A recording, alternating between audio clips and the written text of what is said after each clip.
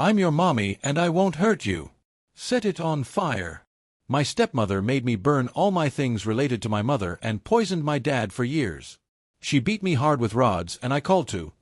I was 12 when Karen first stepped into our lives, though it feels more accurate to say she invaded it. Back then, it was just me and Dad. Life wasn't perfect. How could it be after Mom left? But we had a rhythm, a kind of quiet understanding. He worked long hours at the factory, and I kept to myself most of the time, reading comics or kicking a ball around in the yard. We didn't talk much, but when we did, it felt real, like we were a team trying to keep things from falling apart. Then Karen came along. I still remember the first time I saw her. It was late afternoon, the golden hour when everything looked soft and warm, but Karen didn't seem to match the glow of the setting sun. She was sharp, polished, the kind of person who looks like they planned every part of their appearance down to the last strand of hair. She walked into the house with Dad, carrying a smile that felt just a little too forced, like she was trying hard to sell herself as the answer to all our problems. "Eric, this is Karen," Dad said, his voice unusually cheerful. "She's a friend." "A friend?" "Sure, Dad." Even at 12, I wasn't buying it. I knew what it meant when Dad made an effort to clean up the living room before someone came over. Karen crouched down to my level, her smile wide but not reaching her eyes. "Hi, Eric," she said, her voice sweet but with an edge I couldn't quite place. "Your dad's told me all about you." I nodded, not saying much. Something about her made me uneasy, but I couldn't put my finger on it. At first, things seemed fine. Karen would come over once or twice a week, usually in the evenings. She'd bring homemade cookies or a casserole, the kind of food that made me wonder if she'd stepped out of a 1950s magazine ad. Dad was happier with her around. I could see it in the way his shoulders relaxed when she laughed at one of his jokes. And, to be honest, part of me wanted to like her, if only because she made Dad smile. But then Karen started staying longer. At first, it was subtle. She'd linger after dinner, helping Dad with the dishes, or sit on the couch with him, talking softly while I pretended to read a book in the corner. Then, one night, I woke up to the sound of laughter coming from the living room. I crept out of bed and peeked down the hall. There they were, sitting close together on the couch, sharing a blanket. That's when it hit me. Karen wasn't just a visitor anymore. She was becoming part of our lives, whether I liked it or not. A few months later, Karen officially moved in. Dad sat me down at the kitchen table to tell me. He looked nervous, like he wasn't sure how I'd take the news. "Karen's going to be staying with us," he said, his voice careful. "It'll be nice to have someone around to help out, don't you think?" I shrugged, not trusting myself to say anything. What was I supposed to do? Tell him no? That I didn't want her here? I could see how much he cared about her, and for a moment, I wondered if maybe this could work. Maybe Karen really would make things better. But Karen wasn't just moving into the house. She was moving into everything. Life before Karen was simple. It wasn't perfect, but it felt whole. Back then, it was me, Dad, and Mom. Our house wasn't big, just a modest 2-bedroom place on the edge of town, with a small garden out front and a rickety fence that always seemed to need fixing. But to me, it felt like a castle. It was where I felt safe, where I felt loved. Mom was the center of our world. She was the kind of person who could light up a room just by being in it. She had this laugh that echoed through the house, making even the dullest days seem bright. I remember the way her hands always smelled faintly of lavender from the soap she loved, and how she'd hum to herself while cooking dinner. She wasn't just my mother, she was my best friend. Our days were carefree in a way I didn't appreciate at the time. On weekends, Mom would pack a picnic and take me to the park while Dad tinkered with his car in the driveway. We'd sit under the old oak tree, her straw hat shielding her face from the sun as she read to me from whatever book I'd picked that week. Sometimes, she'd chase me around the playground, her laughter mingling with mine until we were both breathless and covered in grass stains. There were rainy days too, and those were my favorite. We'd stay inside, warm and cozy, while the storm raged outside. Mom had a talent for turning ordinary moments into adventures. She'd drape a blanket over the dining table, and suddenly, it was a fort where we could hide from the dragons outside. Or she'd bake cookies with me, letting me shape the dough into lopsided stars and hearts that somehow always tasted perfect. Evenings were our quiet time. Dad would come in from the garage, his hands greasy from fixing up his old truck, and we'd all sit together in the living room. Mom would curl up on the couch with a cup of tea, while Dad and I played cards on the coffee table. I remember how they'd share these little looks, full of warmth and understanding, like they had a secret language I wasn't old enough to understand yet. But the best moments were the ones where it was just me and her. She'd tuck me into bed every night, her voice soft as she told me stories about knights and wizards and faraway lands. She made me feel like I could be anything I wanted to be, like the world was this big, magical place waiting for me to explore. Back then, I didn't realize how lucky I was. I didn't know that those days were numbered, that life had a way of changing when you least expect it.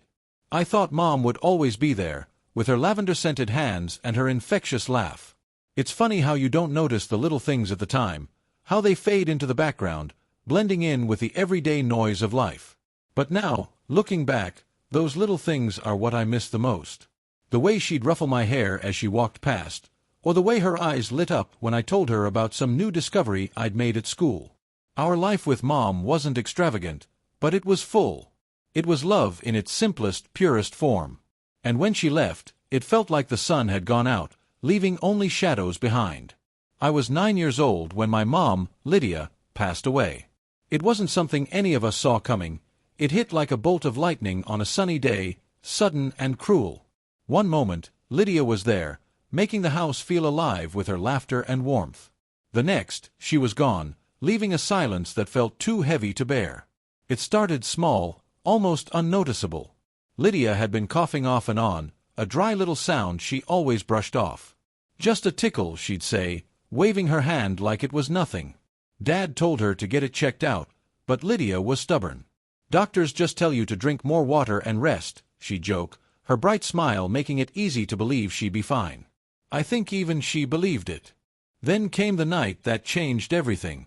It was just a regular evening. Lydia was on the couch with a cup of tea, her favorite blanket draped over her lap, while Dad fixed something in the garage, and I watched cartoons on the floor.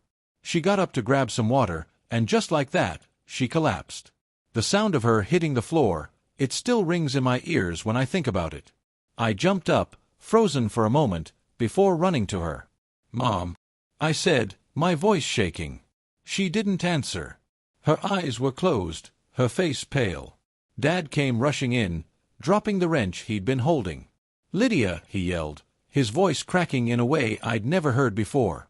He knelt beside her, shaking her gently, trying to wake her up, but she didn't move. "Eric, call 911, he shouted, his hands trembling as he checked her pulse. My hands fumbled with the phone, and I barely managed to tell the operator what was happening. The paramedics arrived quickly, their flashing lights painting the walls of our living room in streaks of red and blue. They worked on her right there, speaking in low, urgent voices as they tried to bring her back. I stood in the corner, gripping the edge of the couch, too scared to look but unable to turn away. They said it was a heart attack. Massive, sudden, and unstoppable. By the time they got her to the hospital, there was nothing they could do.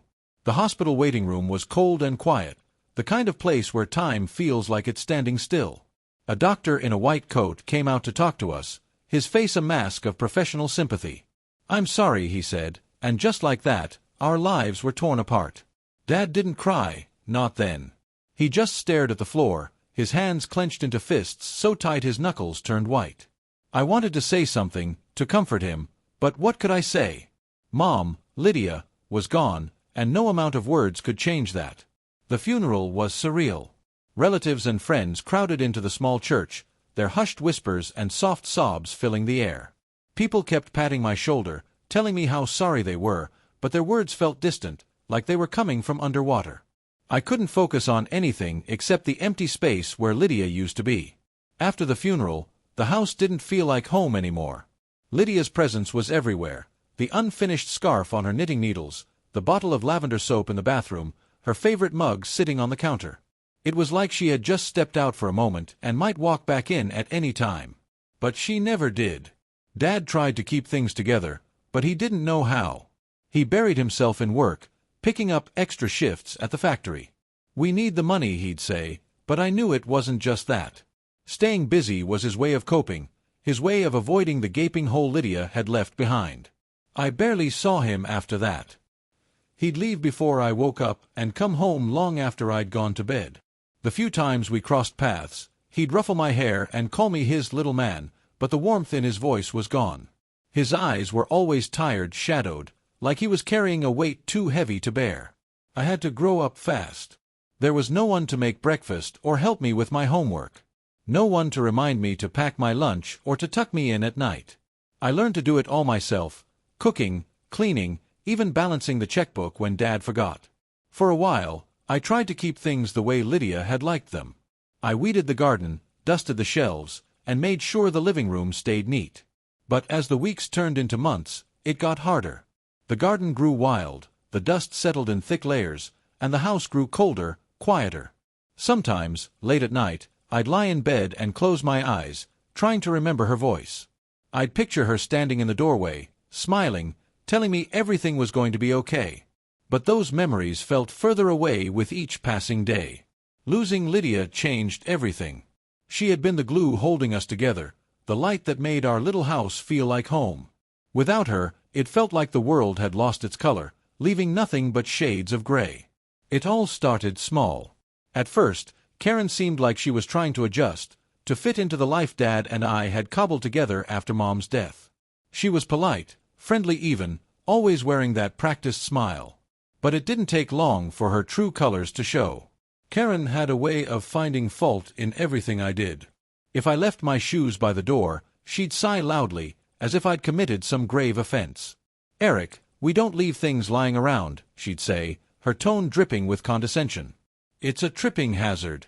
If I forgot to rinse my plate after dinner, she'd give Dad a look, a subtle one, but enough to make him clear his throat and say, "You heard Karen.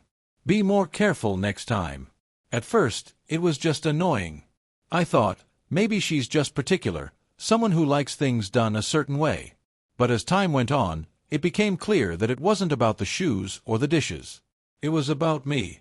Karen started pointing out everything she thought was wrong with me, not just to me, but to Dad. It was little things at first, slipped into casual conversation when she thought I wasn't listening. "He's so messy, Vaughn," she'd say, her voice low but sharp enough to cut. "He doesn't respect the rules of the house." Dad would nod, distracted, not really engaging. But Karen didn't stop there. She kept planting seeds, one complaint at a time, until they started to grow. "He's too quiet, you know," she said one night as I sat on the couch reading.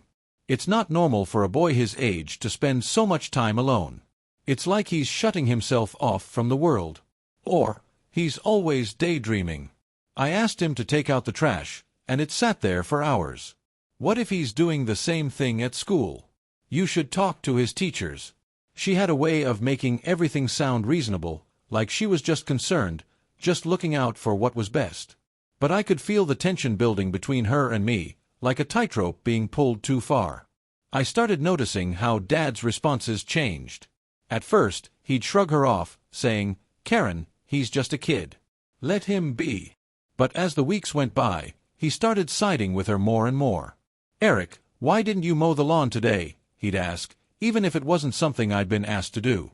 "Eric, Karen says you're not doing your part around the house. Is that true?" I wanted to scream. It felt like I couldn't do anything right, no matter how hard I tried. Karen would find a way to twist it, to make it seem like I was lazy or careless or disrespectful. The worst part was the way she did it, always so calm, so composed. She never yelled or raised her voice. She didn't have to. Her words were enough to chip away at my place in the house, one little comment at a time. "She's just trying to help," Dad said when I finally worked up the courage to tell him how I felt. "Karen's not used to having a teenager around. Cut her some slack." Cut her some slack? I wanted to ask if he could even hear himself. But I bit my tongue, knowing it wouldn't do any good. Dad was in too deep, too caught up in Karen's carefully constructed narrative to see what was happening.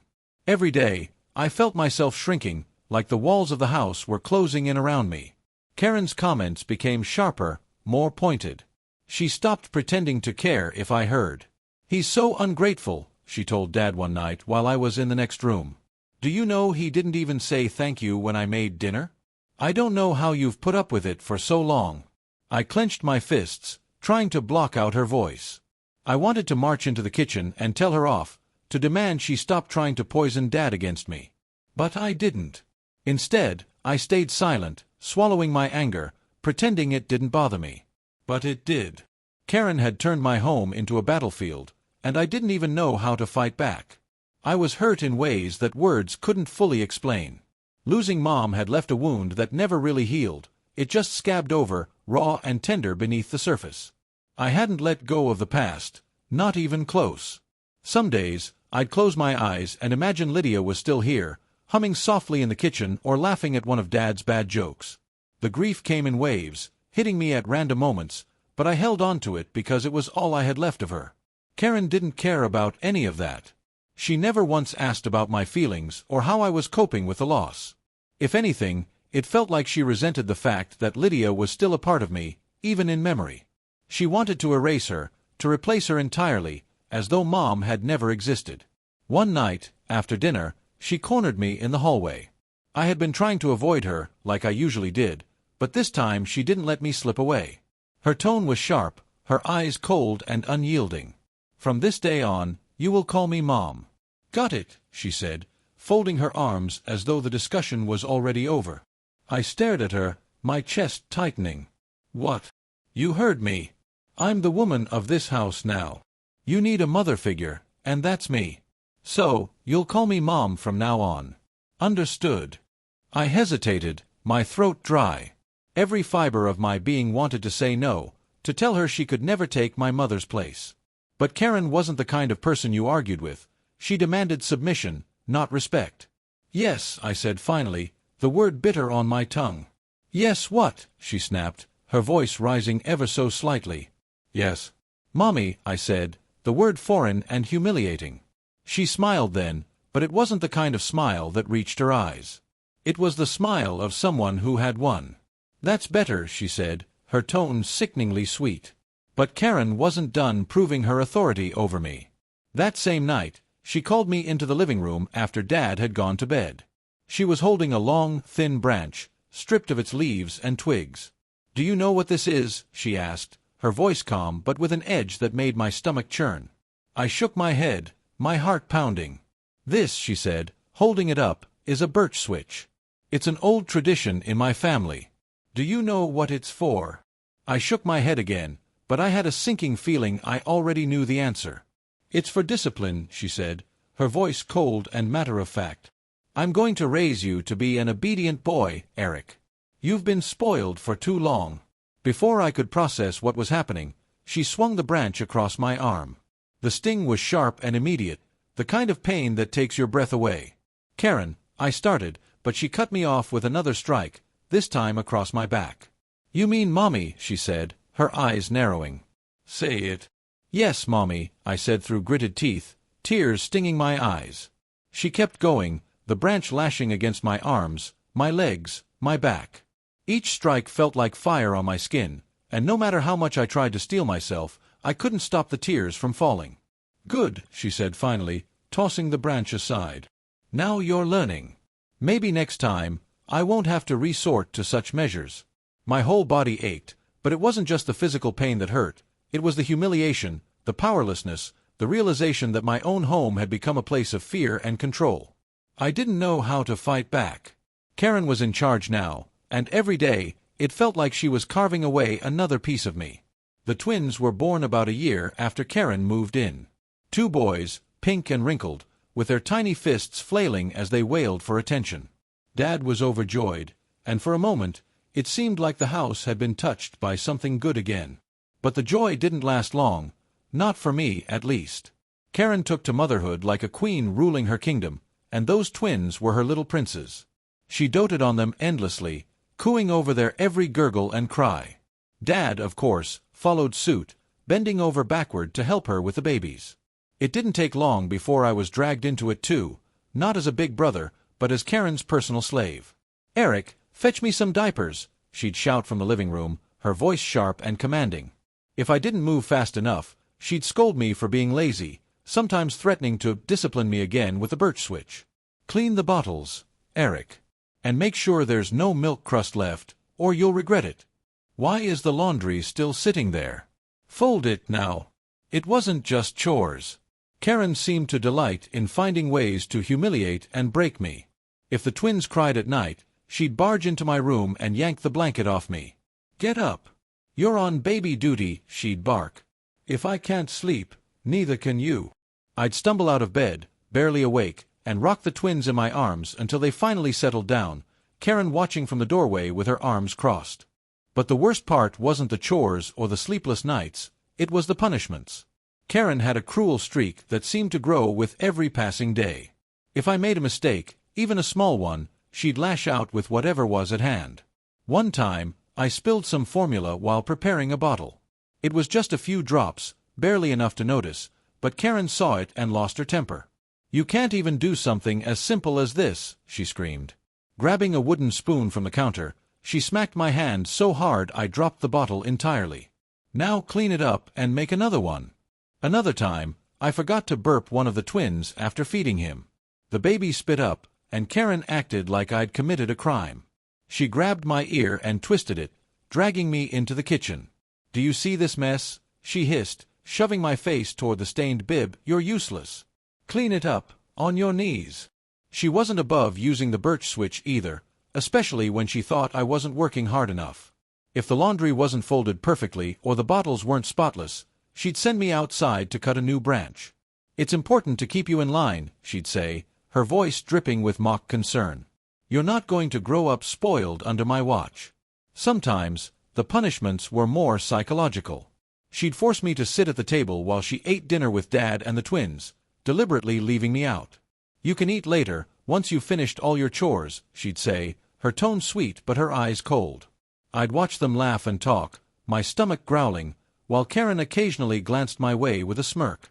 One of her favorite games was making me apologize for things I hadn't even done. "Say you're sorry for being such a burden," she'd demand, her arms crossed as she stood over me. "I didn't." "Say it." "I'm sorry for being a burden," I'd mutter, my cheeks burning with shame. "Louder," she'd snap, leaning closer. "I'm sorry for being a burden." I'd shout, my voice cracking, while Karen smiled triumphantly. Dad didn't intervene. Maybe he didn't see the worst of it, or maybe he just didn't want to rock the boat. He was too busy working long hours to provide for the growing family. And when he was home, Karen always managed to put on her best act, playing the loving wife and mother. But when it was just me and her, she was a tyrant. I wasn't a son or even a stepson. I was a servant, a scapegoat, someone she could take her frustrations out on without consequence. My days blurred into one long cycle of cleaning, fetching, and enduring her wrath. And the twins. They grew up watching it all. Even as babies, they seemed to sense that Karen was in charge and that I wasn't worth respecting.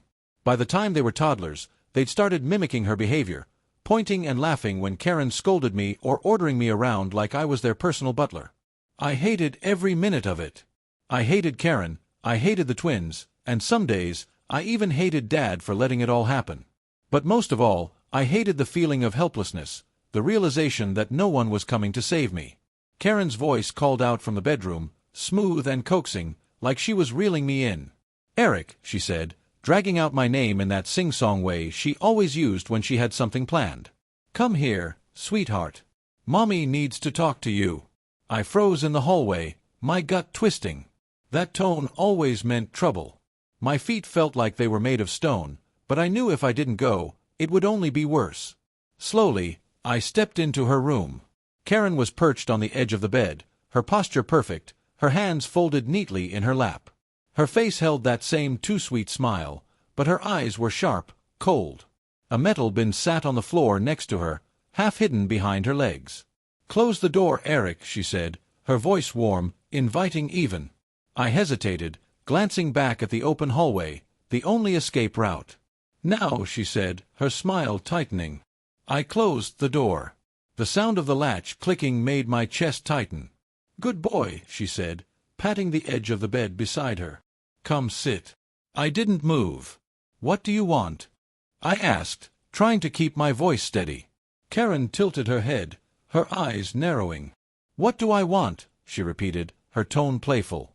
"I want to talk, Eric. Come here." I took a cautious step forward but stayed standing. Her smile faded. "Sit," she said, her voice firmer now. I sat, keeping as much distance between us as I could. Karen reached out, her fingers brushing my arm in a way that made my skin crawl. "Tell me," she said softly, "what were you doing earlier?" "I wasn't doing anything," I said quickly, my voice shaking. Her smile returned, but it was sharper now, predatory. "Oh, Eric," she said, her tone dripping with false pity. "Don't lie to Mommy. Were you hiding something?" "Maybe something about your mother." My breath caught in my throat. "You were thinking about her, weren't you?" she said, leaning in closer. Her eyes locked onto mine, unblinking. I swallowed hard, my mouth dry. "No," I whispered, even though the lie stuck in my throat. Karen's hand shot out, grabbing my chin and forcing me to look at her. "Don't lie to me," she said, her voice low and dangerous. "Were you thinking about your mommy?" The tears came before I could stop them. "Yes," I choked out, my voice trembling. The slap came hard and fast, stinging my cheek and leaving my ears ringing. "Bad boy," she hissed, standing abruptly. I flinched as she grabbed my arm, yanking me to my feet. She reached for the birch switch she kept by the nightstand, running her fingers along the length of it like it was an old friend. "You don't need her anymore," Karen said, her voice calm again, almost cheerful. "I'm your mother now. Say it." I shook my head, my tears blurring my vision. "Say it," she snapped, raising the switch. "You're my mom," I mumbled, barely able to get the words out. "Louder," she demanded, the switch tapping against her palm. "You're my mom," I shouted, my voice cracking with shame. "Good boy," she said, her smile curling into something cruel. "Now, take off your pants." My heart dropped into my stomach. "What?" "No, She raised the switch, her expression hardening. "Take them off." Shaking, I fumbled with the button on my jeans, the tears falling freely now. The first strike landed across the back of my thighs, the sting sharp and searing. I gasped, but she didn't stop. The next blow came lower, hitting the tender skin behind my knees. "Mommy knows what's best," Karen said, her voice soft again, like this was some kind of twisted lesson. "Doesn't she?" "Yes, Mommy," I choked out, my voice barely audible. "Good boy," she said, raising the switch again. She struck me again and again, her blows deliberate, calculated. She targeted every vulnerable spot, my thighs, my buttocks, and lower.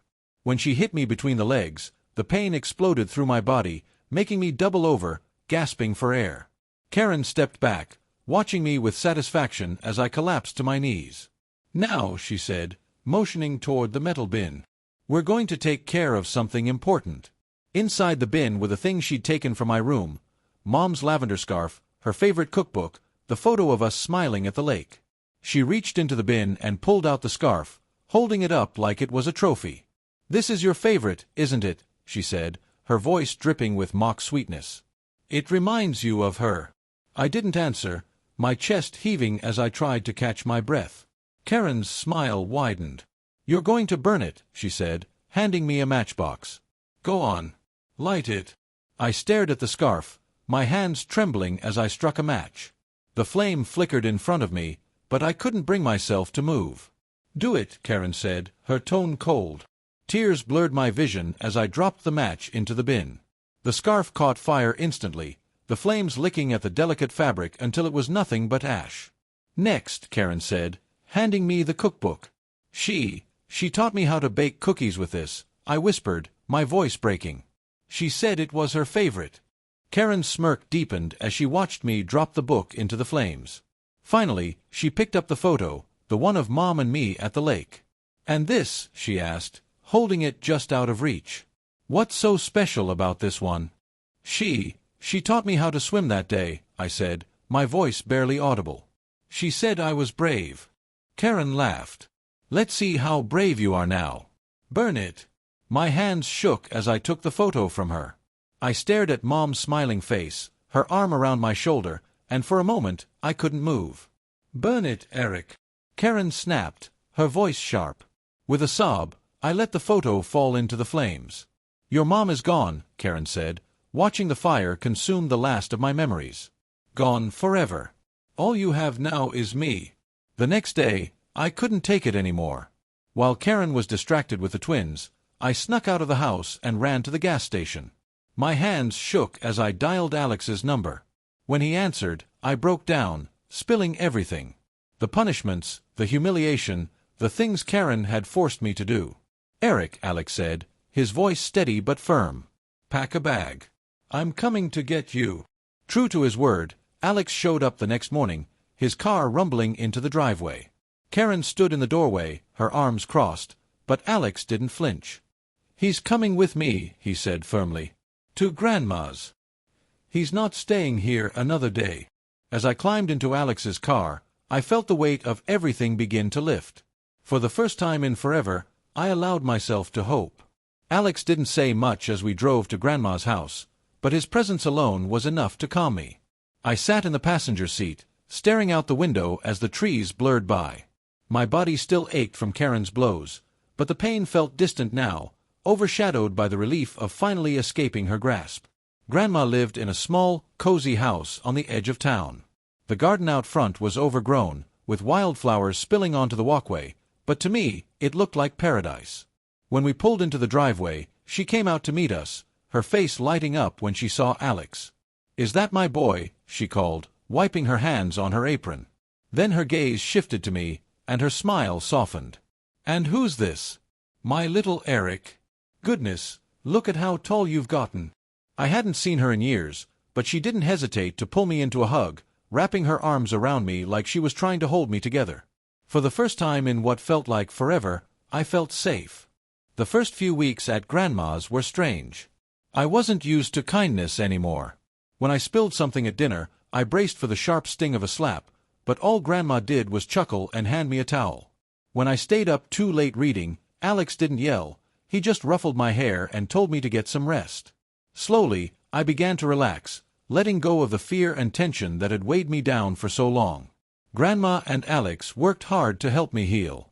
They didn't press me to talk about what had happened, but they didn't ignore it either.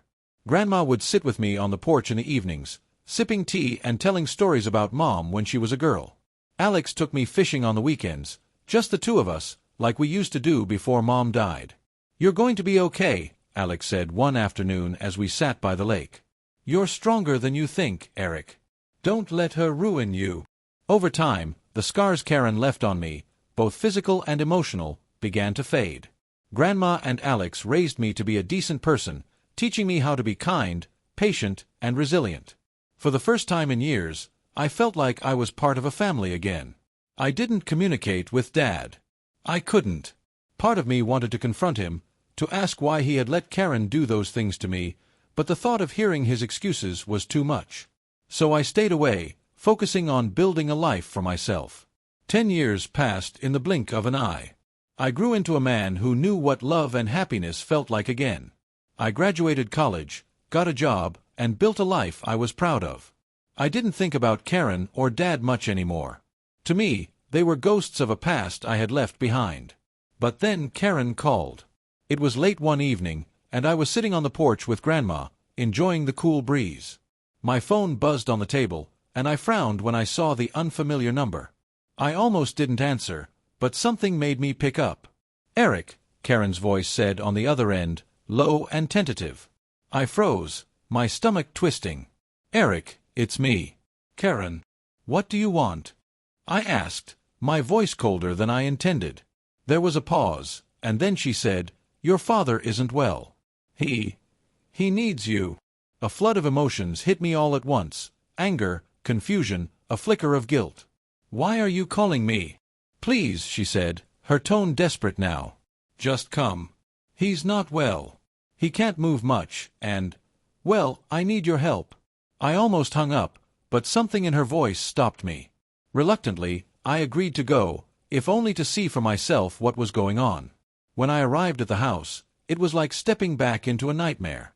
The walls were the same, the furniture hadn't changed, and the smell of Karen's perfume lingered in the air. But the house felt colder now, emptier. Dad was sitting in a worn recliner in the living room, his body slumped like a puppet with its strings cut. His face was pale and gaunt, his hands trembling as he tried to adjust the blanket on his lap. I could barely recognize him. "Dad," I said softly, stepping closer. He looked up at me, his eyes dull and watery. "Eric," he croaked, his voice barely audible. Karen appeared in the doorway, her face painted with what I could only describe as fake concern. "He's been like this for months," she said, crossing her arms. "The doctors can't do much. He needs constant care." As she spoke, I noticed her children, the twins, now teenagers, lurking in the hallway. They were laughing about something, but when I looked closer, I realized they were mocking Dad. One of them mimicked the way his hands shook, while the other made exaggerated groaning sounds, pretending to limp across the hall. "Stop it," I snapped, glaring at them. They ignored me, ducking out of sight before Karen could say anything. I turned back to Dad, my chest tightening. He looked so frail, so helpless. Whatever had happened to him, it was clear that Karen and her children weren't treating him any better than they had treated me. Karen cleared her throat, drawing my attention back to her. "The issue," she said carefully, "is the inheritance. We need to resolve it before it's too late. But he won't sign the papers unless you convince him." My jaw clenched. "You called me here for money?" "No," she said quickly, her tone defensive. "It's not about the money. It's about making sure everything is in order. The kids, they need security." Her words made my blood boil. I knew exactly what she meant by security. She wanted the inheritance for herself and her children, and she was using Dad, and now me, to get it. I looked back at Dad. He met my gaze, and for a moment I thought I saw something flicker in his eyes, regret, maybe, or shame. But he said nothing. The house felt suffocating, every corner steeped in memories I'd tried so hard to leave behind. I wandered into Dad's office, needing a moment away from Karen's presence. The room was dimly lit, cluttered with old paperwork, a desk covered in a thin layer of dust. That's when I saw them. A small bottle of pills sat on the edge of the desk, the label worn and barely legible. I picked it up, turning it over in my hand. These weren't regular medication, they looked dangerous. The kind of thing no sane person would drink. My stomach churned as I read the warning signs on the back. Not for extended use, risk of severe harm or death if misused. "Put that down," Karen's voice snapped from behind me, making me jump. I spun around to see her standing in the doorway, her face tight with anger. "What is this?" I asked, holding up the bottle. Karen stepped forward, snatching it out of my hand with surprising force. "Nothing you need to worry about," she said, stuffing the bottle into her pocket. "Give it to Mommy." "What?" I asked, my chest tightening. "Give it to me," she repeated, her voice lower now, almost a hiss. "You'll make him take them. It's what he deserves, don't you think?" I stared at her, horrified. "What are you talking about? Are you insane?" Her expression shifted, her lips curling into a twisted smile. "Think about it, Eric," she said, her tone softening. "He's done so much harm, to you, to me, to this family. He let you suffer. He let all of us suffer. Don't you think it's time to fix that?" She stepped closer, her hand brushing against my arm in a way that made my skin crawl. "You'll make him," she said softly, her voice sickly sweet now. "It's the least you can do. After all the bad things you've done, don't you think you owe this to my children?" I froze, her words sinking in like a blade. "Bad things," I whispered, my voice shaking. "You're the one who—" Karen's smile faded, her eyes narrowing. "Don't play innocent, Eric. You've always been a burden. You've always ruined everything. This money, it belongs to my children. It's their future, and you're standing in the way." I couldn't believe what I was hearing. My stomach churned as the pieces clicked into place. She wasn't here to care for Dad. She was here to squeeze every last drop of usefulness out of him before tossing him aside, just like she'd tried to do with me. In that moment, Dad's voice cut through the tension. "Eric," he croaked, barely audible from the living room. I pushed past Karen, my heart pounding as I rushed to his side. Dad sat slumped in his chair, his face pale, his eyes red and watery. He reached for my hand, his grip weak but desperate. "Forgive me, son," he whispered, his voice cracking. Tears streamed down his face, each one carving a path through the lines of his weathered skin. "I'm sorry, for everything." My chest tightened, a lump rising in my throat. I wanted to be angry, to shout at him for all the years he'd stood by and let Karen destroy me. But looking at him now, broken and helpless, the anger melted into something heavier, grief. "It's not your fault," I said quietly, my voice trembling. "But we need to fix this. You need to stand up to her." Dad's gaze dropped to his lap, his hands trembling. "I can't," he murmured. "I'm too weak." "You're not," I said, gripping his hand tighter. "You've been letting her control you for too long. But it's not too late. We can stop her. Together." As soon as I saw the tears in Dad's eyes and heard his trembling apology, I knew I had to act. Karen's twisted plans weren't going to stop unless I made them stop. My hands were shaking as I excused myself to the hallway and called Alex. "Alex," I said, my voice barely holding steady. "You need to come. Now." "What's going on?" he asked, concern sharp in his voice. I didn't know how to explain everything in that moment. "Dad, he's sick. Really sick. And Karen, she's behind it, I'm sure of it. Please, just get here as fast as you can." Without another word, Alex hung up, and I immediately dialed 911. The operator was calm, methodical, asking questions I could barely focus on answering. "Yes," I said. "He's very weak. I think he's been poisoned." The next hour was a blur. Alex arrived first, his car screeching to a halt in the driveway. He stormed into the house, his presence filling the room like a shield. "Where is he?" he demanded. "In the living room," I said, leading him to Dad. Alex knelt beside him, his face tight with worry. "We're getting you out of here, Dad," he said firmly, his hand on Dad's shoulder. "Hang on." The ambulance pulled up moments later, the paramedics rushing in to assess Dad's condition. Karen appeared in the doorway, her face pale but defiant. "What's going on?" she demanded, her voice sharp. "You can't just take him." Alex turned to her, his eyes blazing. "You've done enough," he said, his voice like steel. "Stay out of their way." Karen tried to protest, but the paramedics brushed past her, lifting Dad onto the stretcher. He looked so small, so fragile, but he managed to grip my hand as they wheeled him out. "I'm sorry, Eric," he whispered again, his voice barely audible. I nodded, my throat too tight to speak. As the ambulance drove away, Karen turned on me and Alex, her expression twisting with rage. "You've ruined everything," she spat. "You have no idea what you've just done." But before she could say more, the police arrived. They spoke to Alex and me first, then Karen. She put on her act, of course, playing the concerned wife, claiming she had been doing everything she could to care for Dad. But Alex wasn't having it. "She's lying," he said, his voice steady. "We want a full investigation. Medical records, toxicology, the works." The officers nodded, taking detailed notes before escorting Karen into the house. She shot us one last glare before disappearing into the doorway. Dad didn't make it. He died 2 days later in the hospital, his body too weak to fight anymore.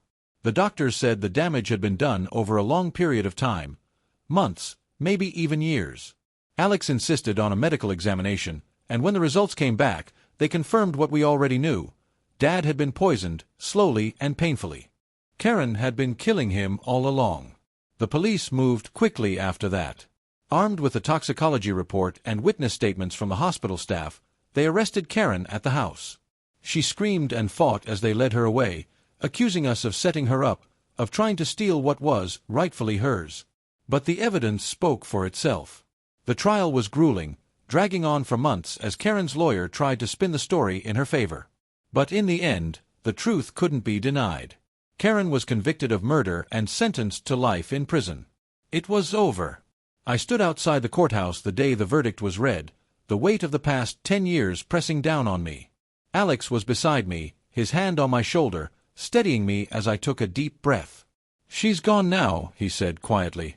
"It's finally over." I nodded, the words sinking in. For the first time in years, I felt free.